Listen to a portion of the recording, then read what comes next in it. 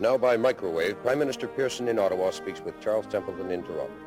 If we go into, any kind of detailed economics, I guess we're in for half the day. You attack me, I attack you right back. Then don't go out and rob our banks and our convenience stores and mug our senior citizens and snatch purses. Get the hell out of town. A computer won't help you win an election. The only thing that a politician has, not very little, not very much, but the only thing that he has is his word. Hello and welcome to the 9th episode of the podcast of the Red Ensign. I'm back with my regular co-host, Kryptos. Kryptos, how are you doing? I'm doing really well. So it's, I had a good weekend and relaxed a little bit, got some work done, and so I'm ready to go for another week. Yeah, no, it's interesting. Today is Memorial Day, the holiday in the US, but not a holiday here. And I actually think as Canadians, Memorial Day is a good time for us to take a step back and reflect on some of the profound differences between the experiences that made the American versus the experiences that made the Canadian. It's not a coincidence that the US celebrates its veterans on a day related to the end of the Civil War, whereas Canada celebrates its veterans on the day that marks the armistice at the end of the First World War. Totally. Yeah, very, very much so. It's and not only that, but we celebrate the Queen Mother, who is, we still talk about the Queen Mother, but yeah. Yeah, we had Victoria Day last weekend, but in terms of things that shaped this country, that shaped our friends to the south, it's worth noting that still today, the Civil War had more casualties than any other American war, and more casualties than the First and Second World War combined, even though the population of the United States was much smaller at the time of the Civil War. It was devastating. On the other hand, Canada had something like 75,000 casualties in the First World War at a time when the population of the country was about 7 million. That was crazy high numbers. For a war that was on the other side of the sea and,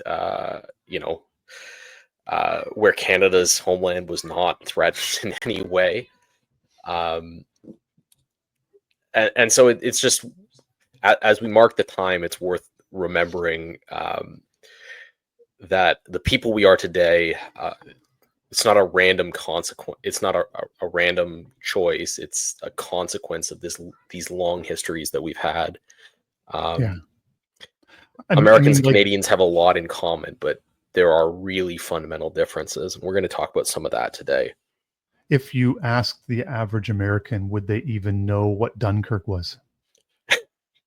Yes. But most Canadians have at least, if you've gone through school at some point, you have a passing realization like, oh, that was one of those things that happened in the world wars. And that's probably about, you know what I mean? But yeah.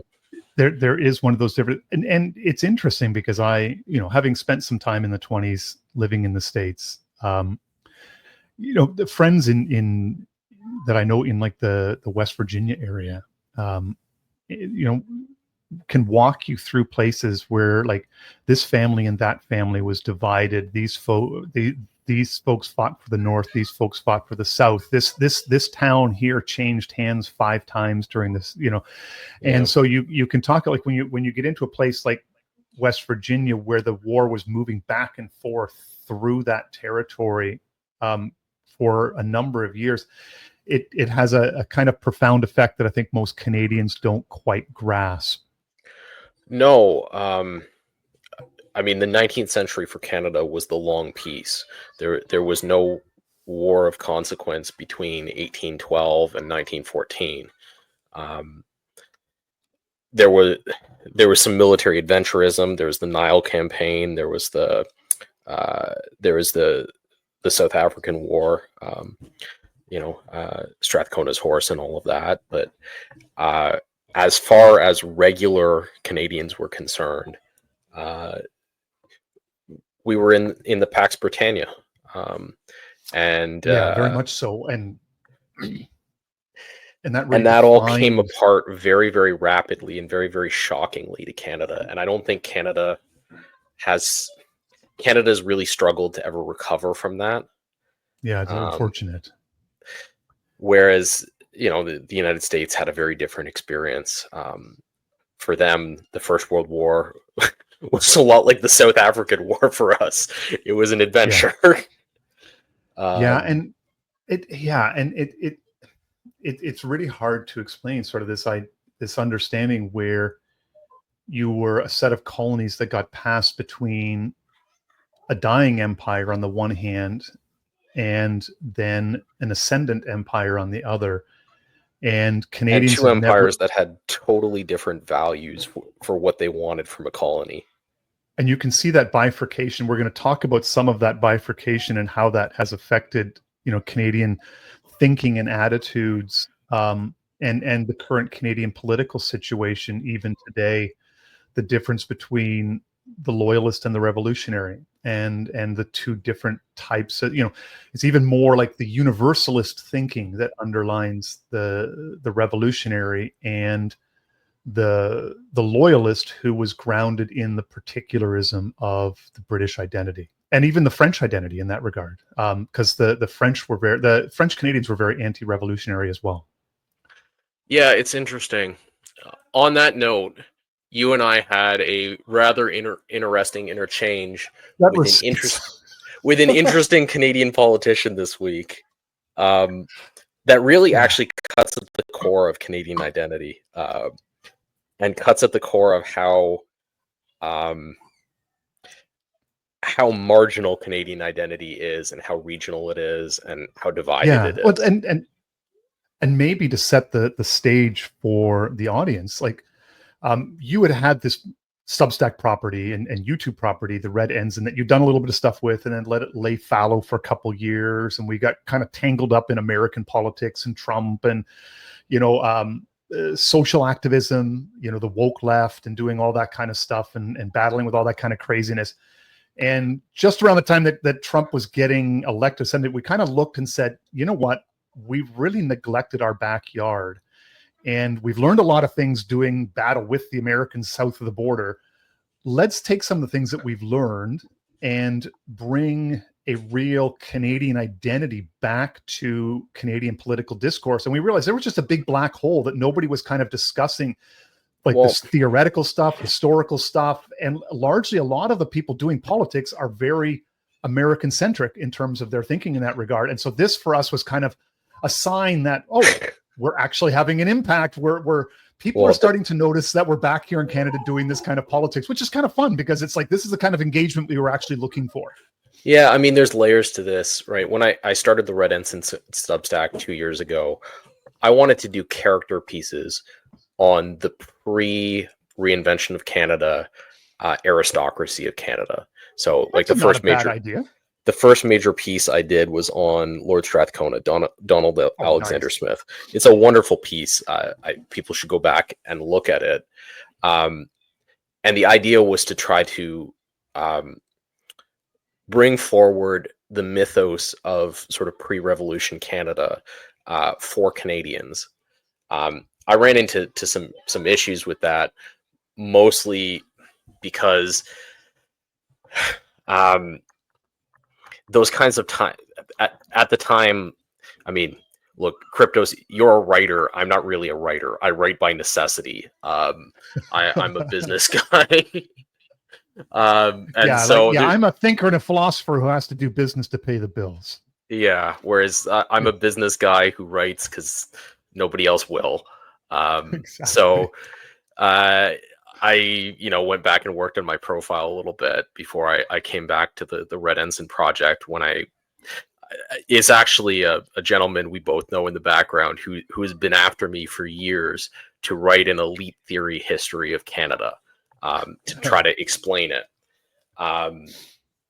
So that, anyways, all that internal stuff aside, we had an interaction this week with Randy Hillier, who is an interesting political activist in Canada.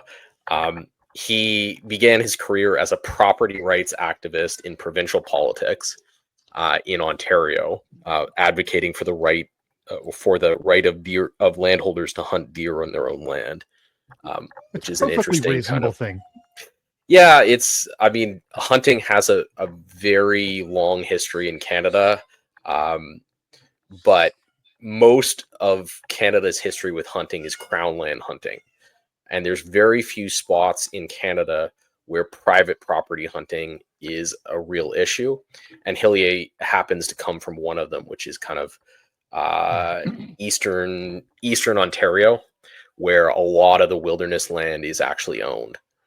Whereas the other thing in southwestern Ontario is that people will let you hunt in the land. The problem is not so much the hunters, it's irresponsible hunters, right? So if you could guarantee that all the hunters were going to be responsible and they were tracking deer, because most farms in Canada have woodlots at some point, on the land for moisture control, for firewood, for all kinds of reasons, for all kinds of reasons. And deer tend to move around a lot in Canada through this network of wooded areas that kind of connect all of these farmlands. And so you can do the duck or the blind thing where you wait in your deer stand and you watch them come by, or you can track deer. And if you've got agreeable farmers, you track deer across their land. The problem with rifle shots and people who have kids and stuff is they're very, very nervous that if you get a stray bullet from hunting a deer, that it comes through the house, it injures the kids. And so I kind of get why people are nervous. But, if you can get a collection of 10 farmers together in a significant enough area, you can create a nice little hunting spot for yourself that's like super private. And then you can track deer through them and you don't have to just sit there and wait for them in your deer stand. Well, I have a couple friends that do that kind of thing. The other big issue with it is deer are pests in southwestern Ontario. Yes. Whereas in eastern Ontario, there's much less high quality farmland up there. And so there's, a lot more of the area that's owned is woodlot. A lot more of the area that's owned is the farms tend to be a bit larger because the quality of the soil is less. So there's some differences there. But anyways, it's a weird start for a politician in Canada. Property rights are in this kind of gray area between like a historic issue in British politics and a historic issue in American politics. And they're thought of differently in the two locations, right? Well, and access to crown land is a big thing, like especially if you're an outdoorsman here in Canada. Well, access to crown land is a huge blessing. So being able to hunt on crown land is a blessing. Camp, fish, whatever you do on crown land is one of these blessings. It's sort of like the commons that you would have back in England. It's not just like a blessing, it's a deep part of Canadian culture. Exactly. And so that's all there. Hillier gets his start in provincial politics on this basis.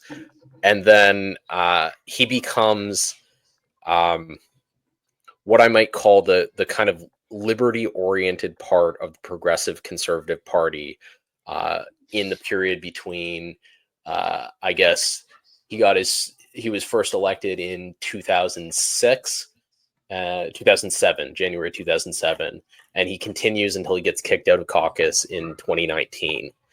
And he gets kicked out of caucus because he is an outspoken guy, and Rob Ford is uninterested in outspoken people. And he's a bit of a crank in a good sort of way. Yeah, exactly. And how do I express this properly?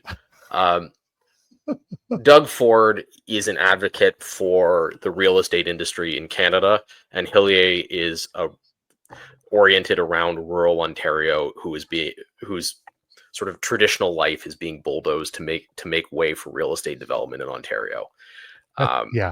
So there's a pretty profound natural conflict there. He ends up as an independent MP and becomes famous again while sitting as an independent MP for getting himself charged with assault for, I think, gently pushing a journalist during the truck convoy. Oh, yeah. Basically, by being an MPP who showed up at the truck convoy, he gave them legitimacy. And so the regime in Canada did everything they could to throw a charge at this guy. So since then, he's no longer in Parliament. He's been kind of a figure for the freedom-oriented part of the Canadian right. Yeah, he's earned he's paid his dues and earned his stripe, and he has like real street cred in that regard with people. Yeah, and so it was interesting to see him come out and call King Charles a fraud. In the typical like outspoken crank kind of way. Yeah, exactly. He went hard, like hard. Well, and my immediate response to this is, this is American thinking in Canadian politics, 100%. So in the American conception of what it means to be like a political leader worthy of respect, you earn your respect in the first half of your life by being successful in the private sphere somewhere, right? This isn't how it always plays out, but this is the sort of ideal baked into American culture, that you go out there and you are successful. You can see this in like a piece of art, like The Man Who Shot Liberty Valance, right? A guy goes out west, earns his cred, is successful in business, and then like when he gets gray hair, he becomes a politician. And he's worthy of respect because 35 years ago, he came out west and he shot the outlaw, right? That's a very different conception than the natural hierarchy conception that has always dominated British politics and Canadian conservative politics. And it really highlights this divide in Canadian conservative politics today, where there's a part of Canadian conservative politics that takes its identity from the loyalist British history of Canada, and there's a part of conservative politics which is populist and takes its identity from red American conservatism. And these two parts have radically different sensibilities, even if their policy prescriptions are pretty similar. In both cases, their policy prescriptions are basically, be less insane. And so we have this long exchange where Hillier decides that he's going to come back over and over again and talk about how you don't have an obligation to express loyalty to the crown because this particular monarch has never earned it. And I was like, that's just like face palm worthy in my regard. Well, it is completely the opposite of the sensibilities of the kind of like there's layers and layers to it. The first layer to this is Canada exists as a nation, particularly Anglo-Canada exists as a nation, because its first peoples were loyal to the British Crown when it was inconvenient, loyal to the British Crown when George III wasn't giving them a lot of good reasons to be loyal. They fought for the Crown against the American colonists, and as a reward, the Crown gave them the land that Randy Hillier was an MPP in. Right. Yeah. That's what Ontario is. It's land bought for loyalist refugees 200 years ago. Yeah, like many people don't know that the first settlers in English Ontario they weren't necessarily what you call today Americans, but they basically were refugees from the 13 colonies, fleeing the American Revolution. And those are your first Canadians, and people need to kind of grasp the significance of that. It's worth noting how badly these men were treated in the U.S. So, as the war progressed, the Continental Army was quite brutal to those who were loyal to the Crown. As they came through, they tarred and feathered them. They executed many of them. They indiscriminately attacked farms and women and children. And so over time, the loyalists were driven into a narrower and narrower space, eventually fortifying Manhattan and Staten Island. And there was an agreement made with the new American government in, I think, 17 1882 to surrender Manhattan Island, and the loyalists who were holed up there were given safe passage, and they were resettled in Ontario and Acadia. So these were people, many of whom had fought, most of whom had lost all of their possessions, and many of whom had had family members killed by the revolutionaries in America, who came and settled the province. And they came here, and it was completely empty. Completely empty. Yeah, it's basically like hundreds of thousands of acres of Carolinian forest. Yes, and that's the foundation of pre-modern Canada, right? Modern Canada's foundation is like, I don't even know. It's Lester B. Pearson mediating the Suez crisis or something. Like, I don't even know what the founding liberal myth of this country is sometimes. Maybe we have a logo. Yeah, and, we have a logo. We have can't even call it a flag. It's a logo. We have a logo. Yeah. And we have like a catchphrase that Canada is a cultural mosaic or something. That comes from. Well, that was Trudeau who. That's Trudeau. He could undermine the French by calling us a multicultural society. Yeah. So we have like, I don't even know what the founding myth of liberal Canada is, but the founding myth of the conservative Canada that about half of the people who follow Hillier kind of draw on is this much, much older tradition. And it's a tradition that deeply honors natural hierarchy. Its historical leaders have been people like Lord Strathcona, people who were given landed title by the British Crown. Its great achievements have been martial achievements on behalf of the British Empire, and it's been very marginal for a very long time. It's been kind of totally locked out of politics since the 50s. The last representative of it in Canadian politics that had any power was Prime Minister Diefenbaker. But this is a tradition that somebody like Hillier, who has been involved in conservative politics for a long time, and is a descendant of people who've been in this country for a long time. This is a tradition he should really know well. He should really understand what the monarchy means, particularly in Ontario, to the historical population of the country. But instead, his perspective is that the crown is defined by the merit of its current representative, in this case, King Charles, who he's decided is an evil technocrat because because of what's going on in the UK today, right?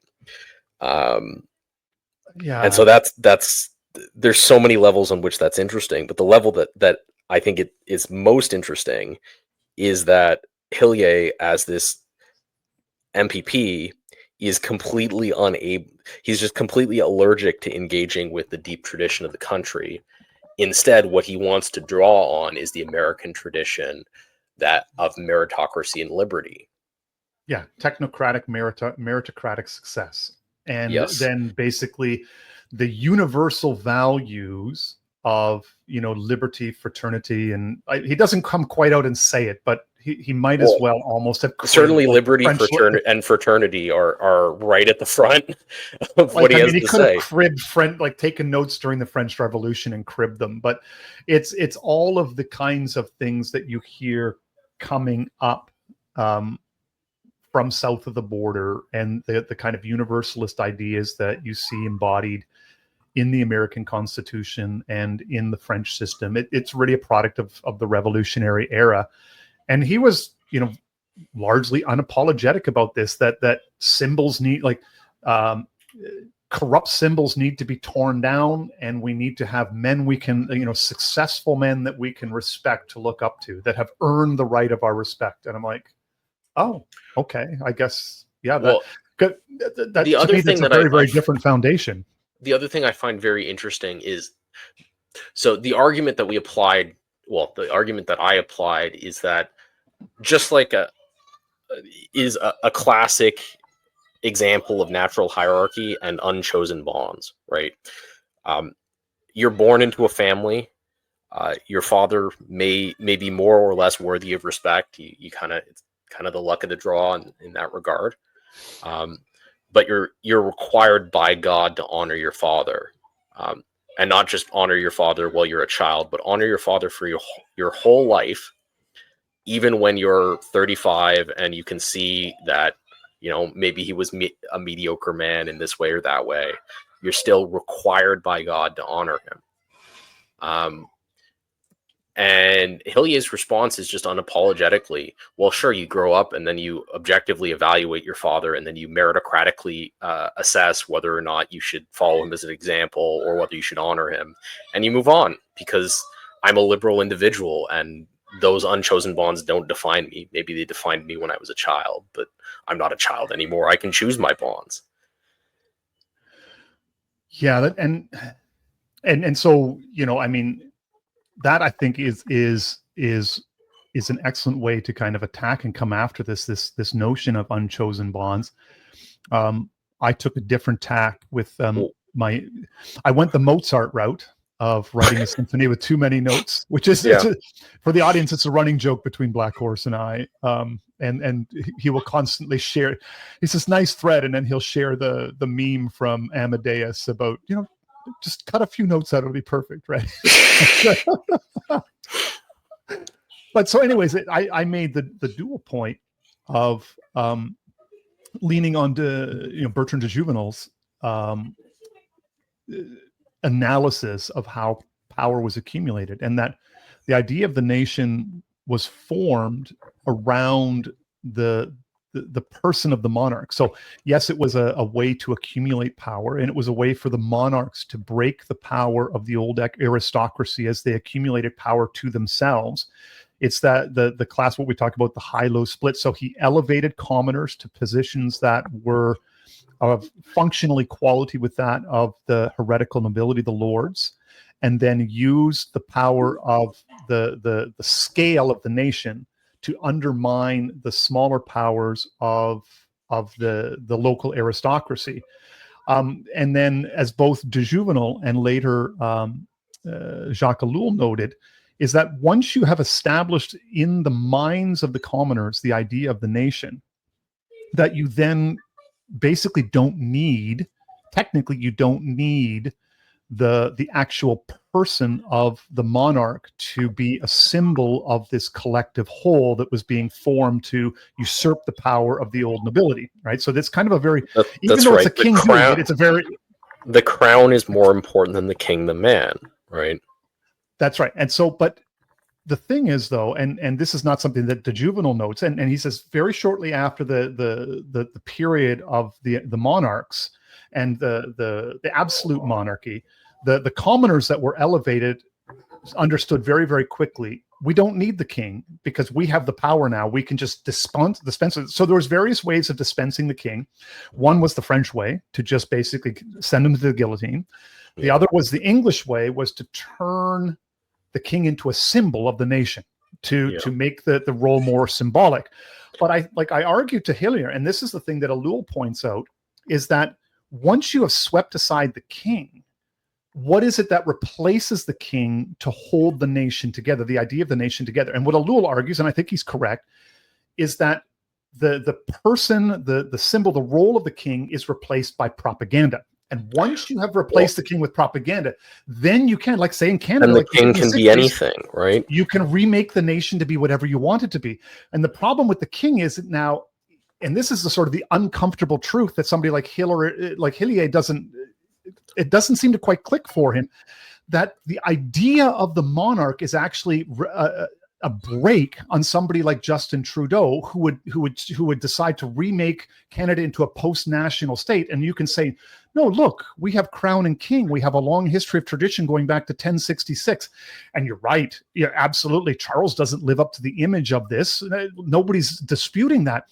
But what you have is a set of symbolics. And he labeled, well, that's all just abstractions. And I'm saying, no, these things that you call abstractions actually ground the nation in something that makes it resistant to propaganda in a way that just, when you get rid of it, you can just basically do whatever because now whatever propaganda you put out there, you can remake the people however you want to on whatever change you want to. And you can see even somebody like Carney doing it. You can flip from the Justin Trudeau era into the Carney era. But what is fascinating, and I think this is the point I made to Hillier eventually, I said, rather than try to throw out the monarch, why don't you hold Carney accountable to the symbols that he's trying to use and lean into it, in a sense, make him honor the propaganda that he's trying to form and say, okay, that's good. You want to go back to the roots of Canada and in contrast to the American revolutionary spirit. Well, let's lean into that. And to me, I think that's the better way to go, is to hold them accountable for the symbols that they're trying to use for propaganda, because these symbols are actually larger than the propaganda. And that was the point I tried to make to him, but it just sort of bounced off. And well, the other thing is that, like, the Anglo understanding of liberty is that it's grounded in this ancient tradition, right? It's but also grounded rationality and universal principles. No. The American and French tradition of liberty is grounded in rationality. The Anglo tradition of liberty is not grounded in rationality at all. It's grounded in the ancient rights of England and in this long tradition of violence. Yes. Right. So it's grounded in the Barons' Revolt and the Magna Carta. It's grounded in the Marian persecutions and the caging of Bloody Mary. It's grounded in the border wars with Scotland and the Union of the Monarchies. It's grounded in 1,000 years worth of history as to what is and is not appropriate as a way to treat an Englishman. And what's in this is one of the fundamental differences between Canada and the United States in terms of how you make an argument for freedom, right? If you make an argument for freedom on the basis of universal moral principles, that argument is going to fall flat in Canada with most of the public for a whole variety of reasons. But fundamentally, the Canadian public have been conditioned for 200 years to believe that they're involved in a natural hierarchy, and if they have to die for the state, then they have to die for the state. That's it. It's very statist, and you're absolutely right. And one of the things that de Juvenal notes, the difference between, say, France and England. Think about it for a minute. Like, if you're the subject of the king, then if the king orders you into battle and you die in battle, that's the honorable thing to do. And you're attached to a long tradition of doing that. That's right. The way to manipulate that tradition to argue for freedom is to say that there's an ancient right that goes back to, I don't know, the Barons' Revolt, or particularly in this country, I thought this during COVID, like, there's hundreds of years of bloody conflict over religion that gave absolute freedom of worship to the Englishmen, right? And that's the thread to tug on. But in Canada, this kind of thinking about ourselves is so decayed that a person like Hillier doesn't even think to draw on it. Instead, he thinks to draw on this kind of universal, I mean, frankly, this revolutionary nonsense. Well, and what's really interesting as well, too, and the Juvenal notes the difference between the French context and the English context, and argues in some ways, because they didn't completely throw aside the symbolics of the crown, the nobility and because of the nobility's involvement, regular involvement in Parliament up to that point, they maintained, from a governance perspective, a much more active hand in the governance of the nation. And because he said in the French Revolution, many of the nobles were sort of detached, they were on their estates. And when they realized the threat of the commoners who were being lifted up to undermine them, they thought, oh, let's get involved in politics and let's get involved in running the country. But they weren't good at it. And so, and so what happened is that people saw the inherent inferiority of the noblemen just weren't good. Whereas on the English side, the Englishmen were basically, the English nobles were competent and they were engaged, but also then they were grounded in a deep tradition of caring about their own people, their own estates, and so forth. And so you had they also fought. a whole series of wars, right? You Well, have the and they Wars were of the involved in Roses fighting for the empire. well, you have the Wars of the Roses in England. So the monarchy emerges again after a period Yes. of doubt in this long struggle, and then you have uh, the English Civil War in the, I guess, the late 18th century, where you have Cromwell and the interregnum and all of this, and so these parts of the Anglo tradition ground that balance between the authority of the king and the freedom of the people and the position. I mean, there used to be this argument that the English system of parliament was the greatest system of government in the world because it represented all three elements of society: the commoners, the lords, and the king. Yes. But that thinking has Imbalance. been and in balance, and that thinking has been completely lost. It's so atrophied in the Anglosphere that even somebody who is nominally a conservative politician won't appeal to it because I don't even think he really knows. It's not deeply grounded in his heart any longer, right? He doesn't And love the traditions of his people. it's in a sense of, it's the kind of things that don't have to be written down, right? And so we have gotten so used to the idea of rationalizing everything and turning them into principles and policies and ideals, that the idea that you could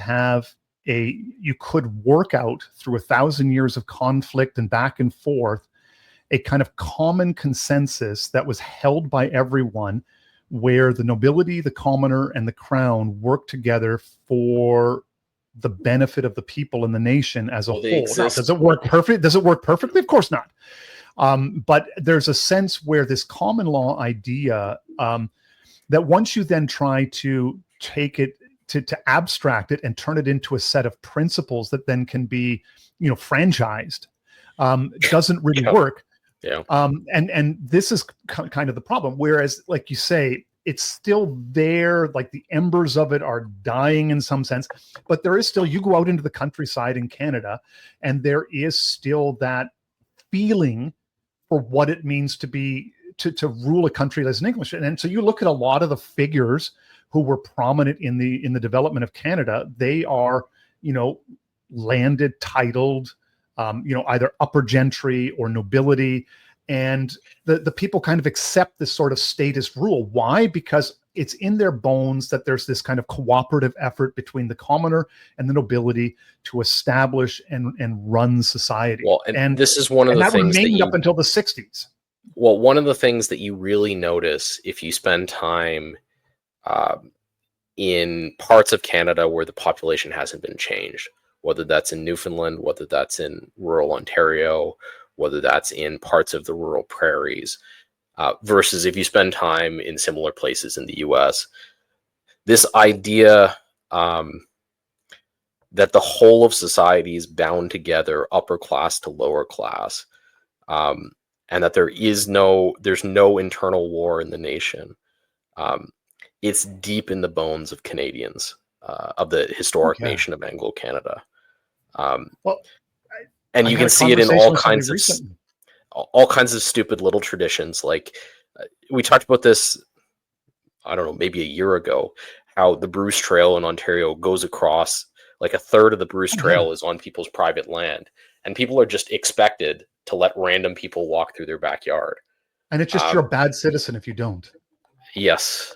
Not only are you a bad citizen, you're like especially bad if you own a lot of land and you don't do it. Well, and the dispute came over one particular segment of the trail in Hamilton, that I have receipts and pictures, and I can don't even get me started on this guy. But you're like an enemy of the state in Canada when you do it. One particular homeowner is like, you are the bad person, and look, we as a city paid for a nice metal crafted stairway down this side, and right at the bottom of the stairway, because it runs across the back of your property, you put up a fence, and you're like, I can look at your house and go, like, you are a bad citizen, and you did it during COVID your land because nobody was back there. You absolute prick. I don't know who you are, but you absolute prick. We should like spray paint the front of the house. You know Oh I mean? my goodness. You're a Nazi. Oh my goodness, yeah.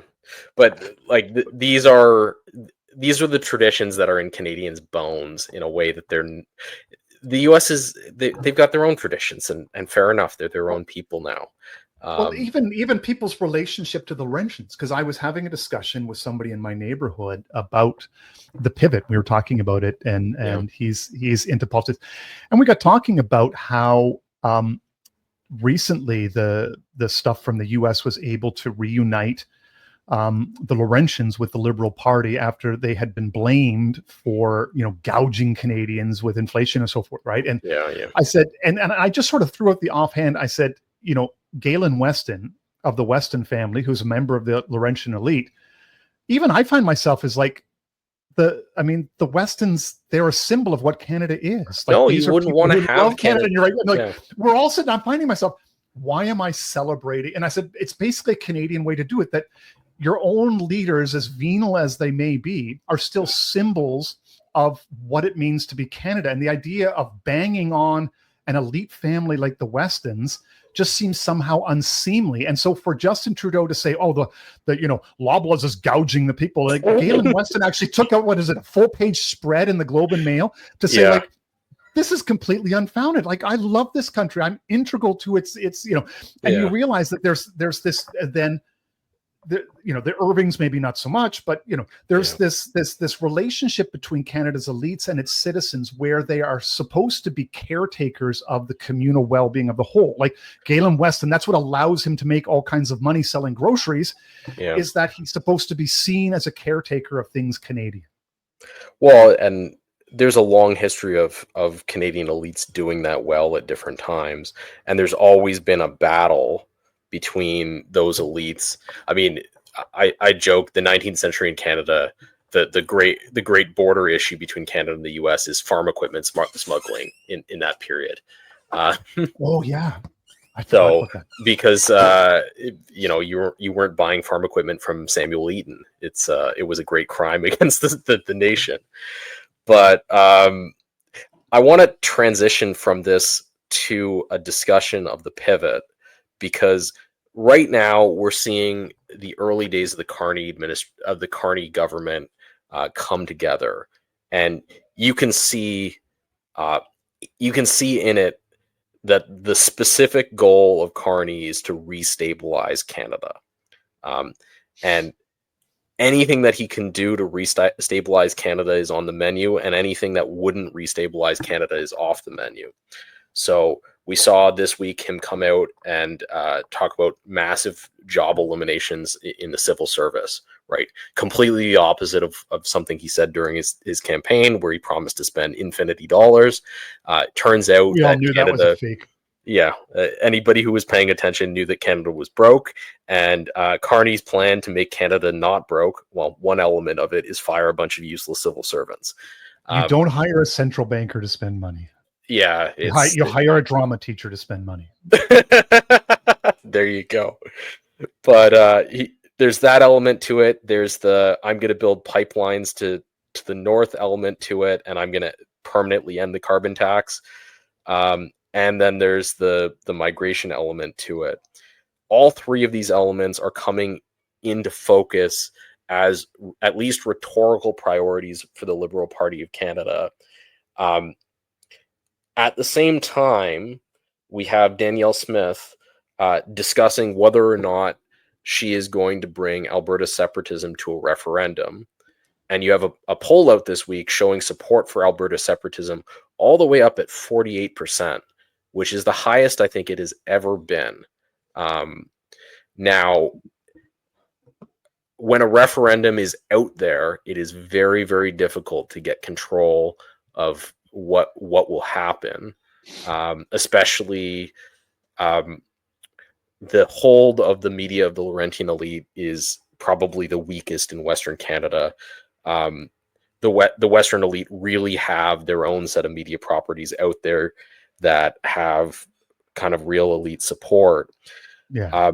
So I think at this point it's close enough that if the Western Elite want to tip it towards Alberta separatism, they probably can.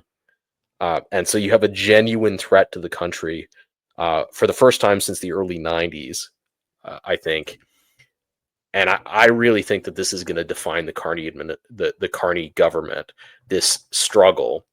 Now that he has found a way to be the strongest minority government that's even theoretically possible. Now the real check and the real battle in power is going to be between separatist movements and what I expect to be ongoing discontent in the country because of what I expect to be the very poor economic condition of the country over the next couple of years. And on the other, so you've got forces of populism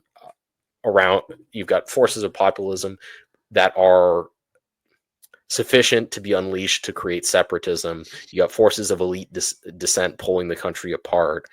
And you have on the other side, Mark Carney trying to pull the country back together again.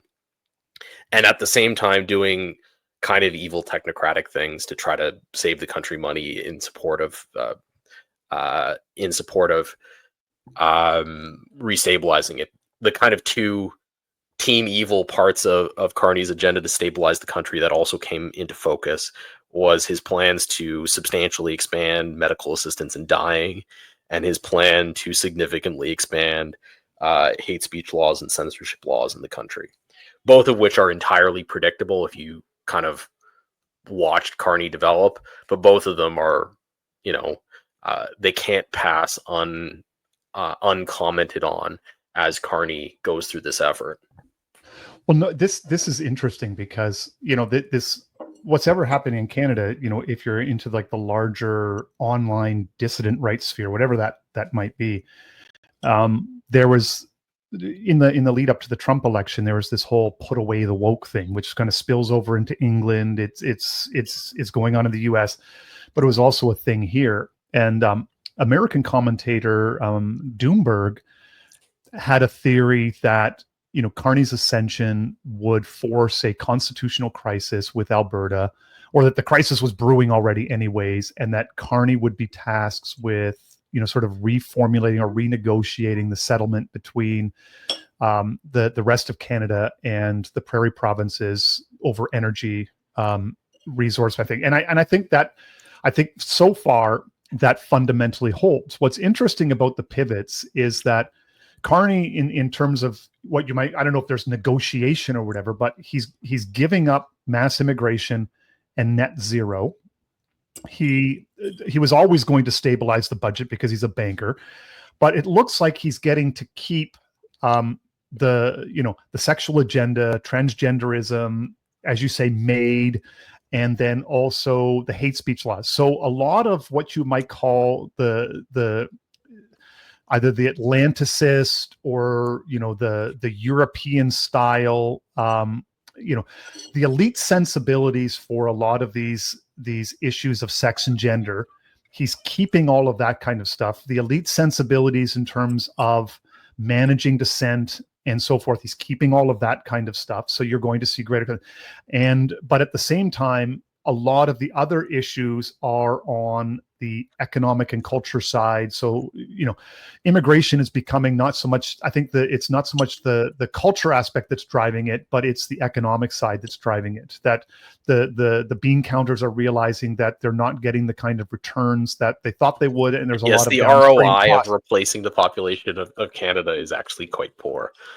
Yes. And so so that's really the pivot is on those issues of fixing Canadian unity, and then also getting rid of, and part of that is getting rid of net zero and carbon tax kind of stuff. So Carney has to give up on that, and then it's also then sort of stabilizing the economy and fixing immigration. And as a compromise, he's going to get to keep assisted suicide and transgenderism and all of the sexual freedom kind of stuff on the other end, and that seems to be kind of what it looks like as it's playing out, and cementing it. That's kind of the quote unquote compromise of the pivot to make it happen.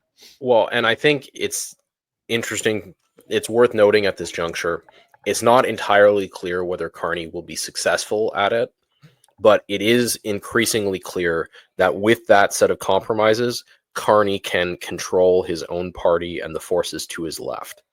And that's exactly key. So you keep the teachers in line, you keep the bureaucracy in line, and you don't have to re-propagandize everyone. Yes. They just have to, so they can keep doing a lot of the stuff they're doing, but they have to, the big piece is that the climate crisis stuff is just going to disappear.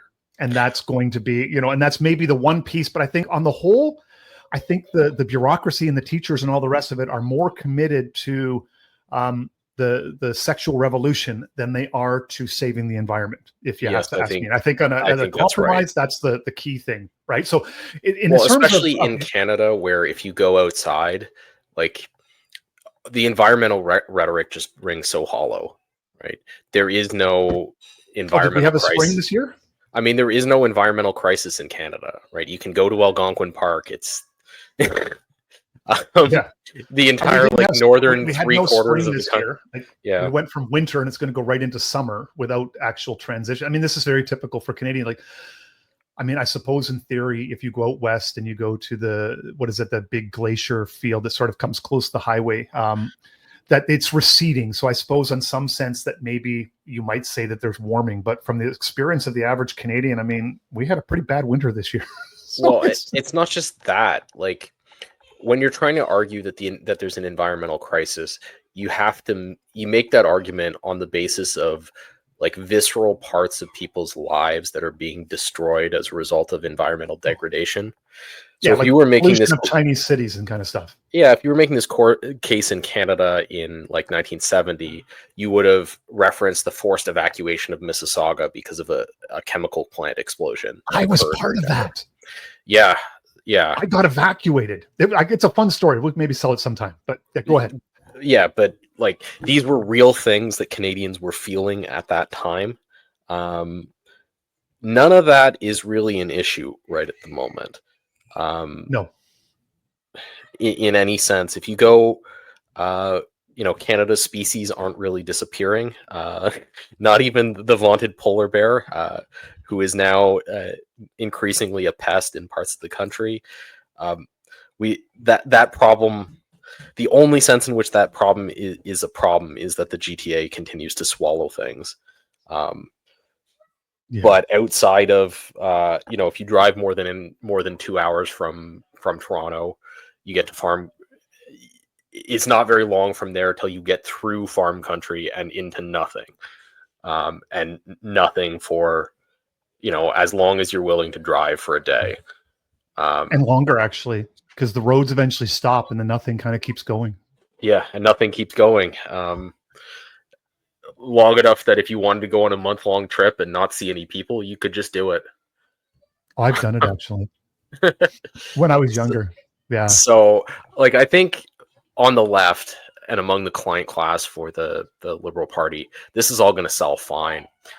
The interesting conflict right now is whether this is going to sell to the Alberta elite, who are, it should be noted, not like us, conscientious opponents of the conduct of the Laurentian elite, but people who have this long grievance that was originally economic.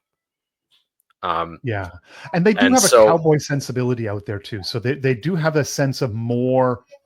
They're more American in Alberta in terms. I think it's not so much like the rights and blah blah blah. It's that just they have that kind of prairie cowboy sensibility that that I think plays itself out in politics. Yeah. So it will. I don't have a prediction as to whether they will be able to. I think that this will go on for a while. I don't have a real sense as to whether Carney will succeed in re-stabilizing the country via this agenda, but I think he will succeed in his efforts to implement it over the next year. And it will be very interesting to see, as the economy likely gets worse in the face of all this, and the Carney government likely becomes quite unpopular. And the problem is that oil is not $125 a barrel. It's $50. That's right. a If barrel. oil was $125 a barrel, this is all fine. But Yeah. the war in Russia, Ukraine continues on, which means Russia is going to pump as much oil as they possibly can out of the ground. And the war in prices. and the war in the Middle East continues on, which means Iran is going to flood the market as much as they can, which means you're going to have lower oil prices for a long period of time. Not to mention the fracking revolution in the States, which means there is no money to cover over the sins of the Trudeau government. Well, and this is the thing though too, is and the beefs of the Albertans are in some sense, I mean, you either have a country as a whole and these resources belong to the country. I mean, Albertans think that the oil belongs to them, and people in Ontario think that the oil belongs to all Canada. And so the Albertans want to keep the proceeds of the oil contracts to fund things like healthcare and, zero provincial taxes and all kinds of civic projects, which I get. And Canadians are looking to say, no, you need to help fund the rest of the nation and projects across the whole of Canada. I mean, I don't really want to get into evaluating, because evaluating the morality of that grievance is not, I don't think it's particularly productive. That's kind of the essence of it, right? Well, the essence of it is twofold. First of all, at an elite level, the Laurentian elite want to restrict the amount by which the Western elite can be enriched because they're a threat to power. So that's one level. And then at a populist level, there's all of these kind of nonsense moral arguments that are intended to justify that elite grievance, where the Western elite are angry because their ability to make money has been systematically restricted for the last 40 years. And the Laurentian elite are angry because they think they should run the country forever. And the oil money for the West, for the Albertans, is in their mind a source of patronage power, right? Yeah, exactly. And so they want to be able to wield that patronage power, as you say, to build a power base that then can challenge the Laurentians. And the Laurentians see the Albertans as usurpers. And so they, for whatever reason, they've never been able to just shake hands and get along. But they did shake hands and get along right up until Trudeau Sr. ruined it. Right. Trudeau Sr. Said to what is now the Western elite, sorry, you're plebs now, and the oil belongs to me, and we're going to nationalize it, and we're going to become Venezuela. And they've never forgotten, and they never are going to, or they will not forget for a very, very long time. And Trudeau Jr. certainly responded. If the memory was fading, Trudeau Jr. Reinvigorated it. Let's put it that way. And regardless of whatever policies, Trudeau Jr. was going to do, he was a symbol of what his dad did to the West. Well, and he's a symbol of it, but also, he leaned hard into all this net zero crap. And so, you just put a finger in these people's eyes. He pokes a bear. And,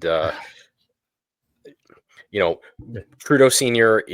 was responsible for both major elite cleavages in the country. Just one of the objectively worst politicians in the history of the government of maybe any Western country in the 20th century. It's unbelievable how reckless and how bad he was at the business of government. But anyways, we'll leave that grievance for another day. Tell me how you feel. Anyways, we're coming up on time. Is there anything else we were trying to cover? I don't think these are the two biggies. I guess the big thing is the king is coming, right? So the king is coming. Get your TV sets ready. Yeah, I'll dig mine out of the closet or something. Anyways, in podcast news, the Red Ensign will have a very erratic schedule over the summer as we both do our summer things. But I'm trying to get a bunch of guest hosts on to get around the Canadian online right a little bit. So I hope you guys enjoyed Geo. I hope you guys enjoyed Dimes. I've got a couple of other guys scheduled in to join me for various topics. I like having people on and talking to them about Canadian politics, not interviewing them.